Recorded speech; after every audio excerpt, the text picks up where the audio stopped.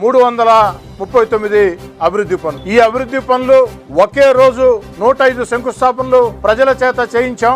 ఆ తర్వాత వారం పాటు కూడా ఎక్కడికక్కడ ప్రజల చేత శంకుస్థాపనలు చేయించాం. మొత్తం 339 పనులు.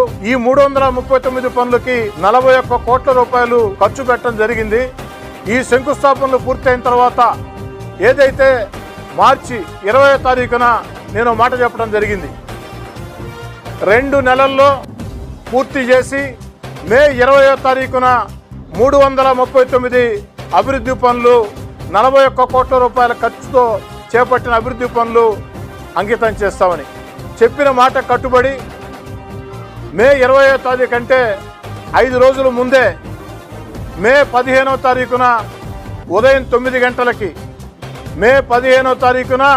ఉదయం 9 గంటలకి ఈ 339 అభివృద్ధి పనులు 40